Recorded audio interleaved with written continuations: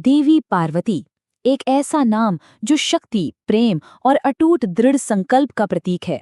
पर उनकी कहानी में इतने पहलू हैं, इतने रहस्य हैं। तो चलिए आज हम उन्हीं रहस्यों से पर्दा उठाते हैं। तो आखिर कौन थीं देवी पार्वती और वो इतनी शक्तिशाली क्यों मानी जाती हैं? उनकी शक्ति का स्रोत क्या है? और सबसे बड़ा सवाल, उन्होंने महान देवता शिव से विवाह कैसे किया?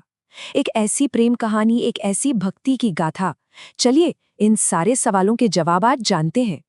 तो शुरू करते हैं सबसे पहले सवाल से। कौन है देवी पार्वती?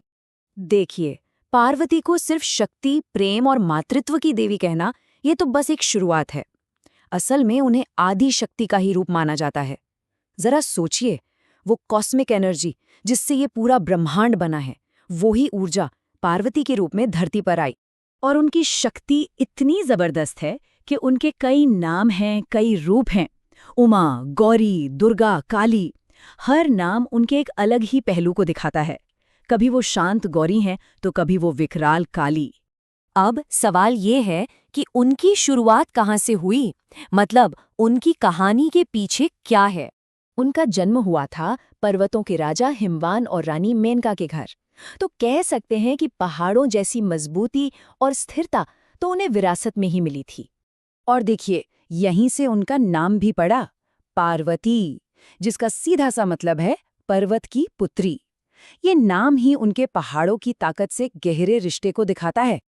लेकिन अब आता है कहानी का सबसे सबसे दिलचस्प हिस्सा, वो अविश्वसनीय तपस्या जो उन्होंने भगवान शिव को पाने के लिए की थी। ये कोई आसान काम नहीं था। शिव का ध्यान अपनी ओर खींचने के लिए उन्होंने सब कुछ छोड़ दिया। सालों तक खाना नहीं खाया, जंगलों में अकेले ध्यान लगाया और बस एक ही काम किया, शिव के नाम का जाप। और जानते हैं क्या हुआ? उनकी ये अटूट भक्ति, ये जबरदस्त लगन आखिर में काम आई। उनकी तपस्या देखकर महान देवता शिव इतने प्रसन्न हुए कि वो उनसे शादी करने के लिए मान गए। पर ये कोई आम शादी नहीं थी। शिव और पार्वती का मिलना ये तो एक ब्रह्मांडीय घटना थी, एक कॉस्मिक यूनियन, जिसका मतलब बहुत बहुत गहरा था।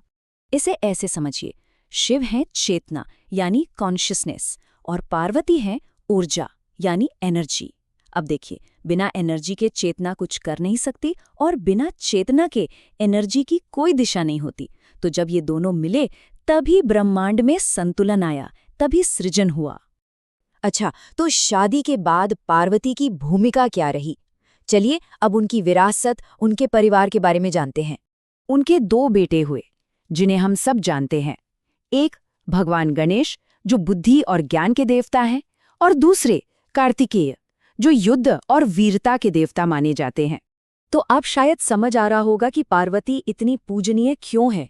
वो स्त्री शक्ति का प्रतीक है, एक पत्नी के तौर पर भक्ति का आदर्श है, और माँ के रूप में तो ममता की मूरत है। और इतना ही नहीं, दुर्गा और काली जैसे उनके शक्तिशाली रूप ये भी दिखाते हैं कि वो कितनी शक्तिशाली है। तो चलिए अब इस कहानी के आखिरी हिस्से पर आते हैं, उनकी अमरता और उनकी कहानी से हमें क्या सीख मिलती है। देखिए, पौराणिक कथाओं के हिसाब से देवता कभी मरते नहीं हैं, वो जन्म मृत्यु के चक्र से परे हैं। तो इसका मतलब ये हुआ कि देवी पार्वती शाश्वत हैं, इटर्नल। वो हमेशा से थीं और हमेशा रहेंगी। और उनकी पूरी कहानी हमें एक बहुत ज़रूरी बात सिखाती है, वो ये कि सच्ची लगन और दृढ़ निश्चय से दुनिया में कुछ भी पाया जा सकता है, चाहे वो कितना ही मुश्किल क्यों न लगे। और ये बात हमें एक सवाल के साथ छोड़ जाती है। सोचिए, अगर सच्ची लगन से एक देवी अपने लक्ष्य तक पहुंच सकती हैं, तो हम इंसान अपने अटूट दृढ़ निश्चय से क्या कुछ नहीं हासिल कर सकते।